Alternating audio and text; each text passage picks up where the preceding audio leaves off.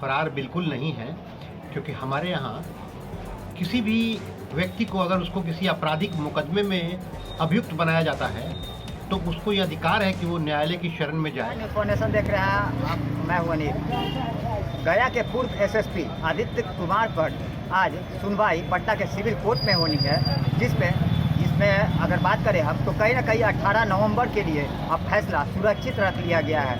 उनके ही ओर से यहाँ आए अधिवक्ता एसडी संजय ने बताया है कि इस पूरे मामले पर कहीं ना कहीं आदित्य कुमार पर झूठे आरोप में उन्हें फंसाए जाने की कोशिश की गई है, जिसमें अभी फैसला 18 नवंबर को सुरक्षित रख लिया गया है और उसके बाद ही ये गिरफ्तारी की तलवार जो है उन पे लटकती नज़र आ रही है। ऐसे में अगर बात करें तो कहीं ना कहीं ईओयू के द्वारा इस पूरे मामले की छानबीन की जा रही है। वहीं अब उनके द्वारा लुकआउट नोटिस भी जारी कर दिया गया। हालांकि इस पूरे मामले पर क्या कुछ कर रहे हैं हाईकोर्ट के अधिवक्ता एसडी संजय, आइए सीधे सुनवाते हैं। फरार बिल्कुल नहीं है, क्योंकि हमारे यहाँ किसी भी व्यक्ति को अगर उसको किसी आपराधिक मुकदमे में अभियुक्त बनाया जाता है तो उसको ये अधिकार है कि वो न्यायालय की शरण में जाए, अपने अग्रिम जमानत की याचिका दायर करे और कोर्ट चाहेगी तो उसको अग्रिम जमानत भी दे सकती है।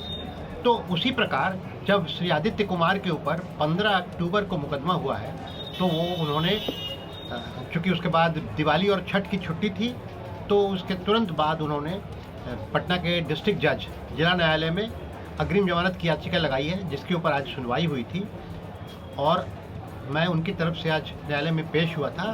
काफ़ी विस्तृत रूप से सुनवाई के बाद न्यायालय ने कहा, माननीय जिला जज ने कहा कि इसमें केस डायरी की ज़रूरत होगी, क्या अनुसंधान में आया है उनके खिलाफ, इन सबको देखना होगा और इसलिए डायरी की मांग करते हुए उन्होंने इस मुकदमे को पुनः सुनवाई के लिए 18 नवंबर की तारीख मुकर्रर की है, जिस दिन की उसमें पुनः सुनवाई होगी। इसमें मुख्यतः अभियुक्त की ओर से यही मैंने बहस किया, उनके खिलाफ कोई मामला नहीं बनता है, क्योंकि जिस मुकदमे को रफा दफा कराने के लिए उनके ऊपर ये इल्ज़ाम लगाया गया है कि उन्होंने अभिषेक अग्रवाल से मिलकर फ़ोन करवाने का प्रयास किया था, वो मुकदमा 1.25 महीना पहले यानी कि 10 सितंबर को ही समाप्त हो गया था। तो आप क्या ये विश्वास करेंगे कि किसी व्यक्ति के ऊपर अगर कोई मुकदमा समाप्त हो गया हो, वो फिर उस मुकदमे को समाप्त कराने के लिए और ऐसा कोई काम करेगा? और आईपीएस ऑफिसर एक पढ़ा लिखा व्यक्ति होता है, वो कभी इन सब बातों में इंडल्ज नहीं करेगा। ये उसको बिल्कुल फंसाने की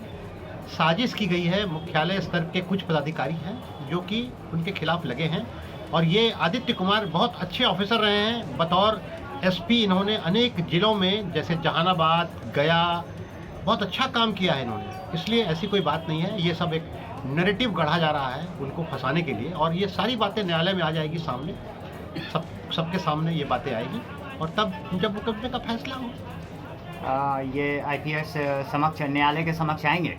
क्यों नहीं आएंगे? जो ही उनको कोई रिलीफ मिलेगी कोर्ट से वो तुरंत आएंगे। हर आदमी को ये अधिकार है।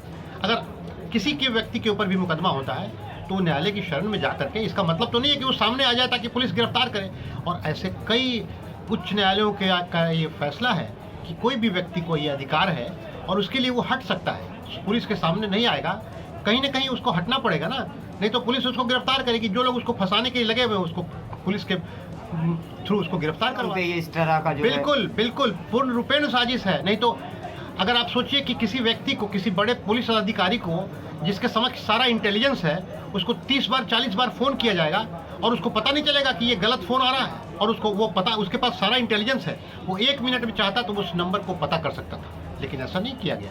तो ये सब, और ये भी किस मुकदमे को ख़त्म कराने के लिए, जो मुकदमा दायर हुआ है 1.25 साल के बाद, यानी कि 28 मई 2022 को गया के एक मामले को लेकर के उन पर मुकदमा किया गया था, जो मामला मार्च 2021 का था। 1.25 साल के बाद पहले तो वो मुकदमा किया गया, बाद में जब पाया गया कि हाईकोर्ट ने उसमें उनको, आदित्य कुमार को जमानत दी और उसमें कटाक्ष किया पुलिस के ऊपर में, तब उस मुकदमे को ख़त्म किया गया और अब दोबारा उस मुकदमे का नाम लेकर के और ये मुकदमा दायर किया गया। तो ये पूरी सजाने की साजिश है उनको फंसाने की। अपना परिचय देते हैं sir. SD Sanjay, senior advocate एवं पूर्व additional solicitor general of India. तो जाहिर सी बात है, जिस तरह से इस पूरे मामले पर अगर बात करें हम, तो आदित्य राज पर गिरफ्तारी की तलवार लगातार लटकती नजर आ रही है।